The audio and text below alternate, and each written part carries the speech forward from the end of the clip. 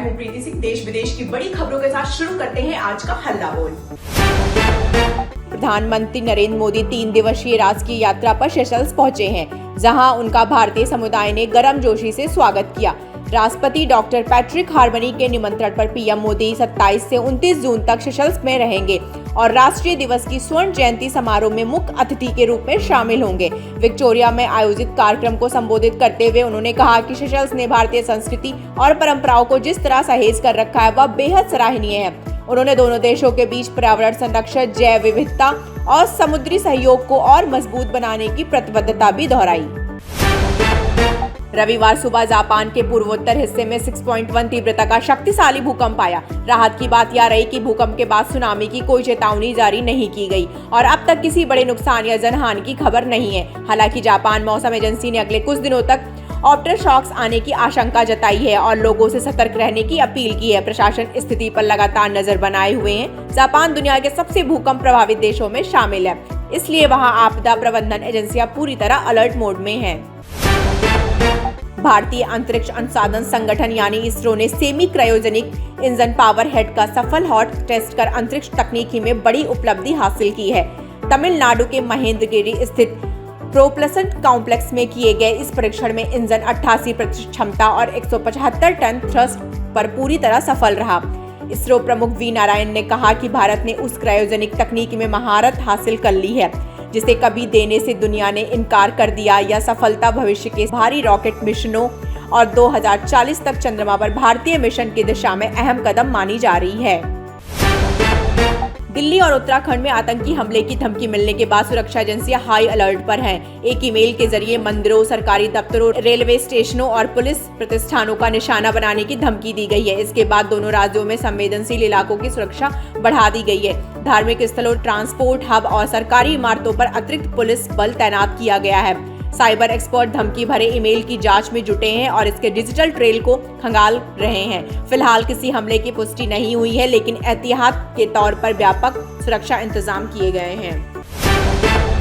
देश में सहकारिता आधारित सार्वजनिक परिवहन को बढ़ावा देने के लिए भारत टैक्सी सेवा की शुरुआत हो गई है। केंद्रीय गृह मंत्री अमित शाह ने गांधीनगर में इस योजना का शुभारंभ किया। फिलहाल यह सेवा गुजरात के 14 शहरों में शुरू हुई है और अगले 2 वर्षों में इस देश के 500 शहरों तक पहुंचाने का लक्ष्य रखा गया है।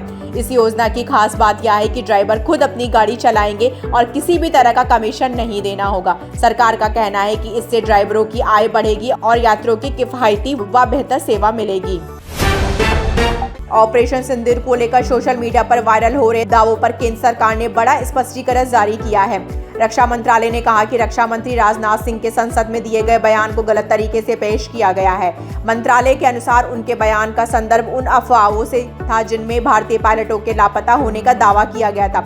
सरकार ने स्पष्ट किया कि बयान का अर्थ यह नहीं था कि ऑपरेशन के दौरान किसी सैनिक की शहादत नहीं हुई। लोगों से अपील की गई है कि भ्रामक और अधूरी जानकारी पर विश्वास न करें। अमेरिका और ईरान के बीच हुए अंतरिम युद्ध विराम महज 10 दिन भी नहीं टिक सका।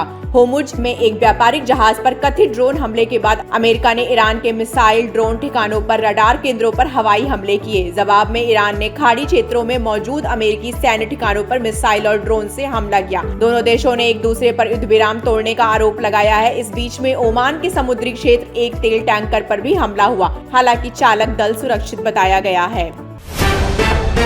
भीषण गर्मी से परेशान लोगों के लिए राहत की खबर है। भारतीय मौसम विभाग ने दिल्ली, उत्तर प्रदेश, बिहार, मध्य प्रदेश, उत्तराखंड, गुजरात और छत्तीसगढ़ समेत 16 राज्यों में तेज बारिश और आंधी का अलर्ट जारी किया है। विभाग के मुताबिक अगले 10 घंटे के दौरान कई इलाकों में भारी बारिश हो सकती है। तेज हवाओं की रफ्तार 70 किलोमीटर प्रति घंटे तक पहुंचने की संभावना है। लोगों से सुरक्षित स्थानों पर रहने और मौसम विभाग की सलाह का पालन करने की अपील की गई है। प्रशासन को भी संभावित आपदा से निपटने के लिए सतर्क रहने के निर्देश दिए गए हैं।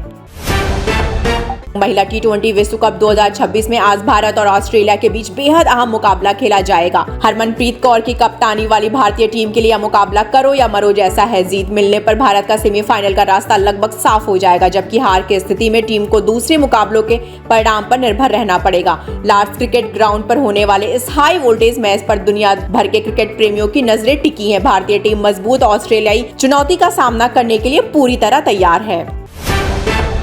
बॉलीवुड अभिनेता अजय देवगन करीब 20 साल बाद बड़े पर्दे पर एक बार फिर आर्मी ऑफिसर की भूमिका में नजर आएंगे। उनकी नई फिल्म चौहान का दमदार अनाउंसमेंट वीडियो रिलीज कर दिया गया है। 2.5 मिनट लंबे इस वीडियो में अजय देवगन का फौजी अवतार और दमदार डायलॉग दर्शकों को खूब पसंद आ रहे हैं। फिल्म की कहानी कश्मीर की पृष्ठभूमि पर आधारित है और इसका निर्देशन नीरज यादव कर रहे हैं।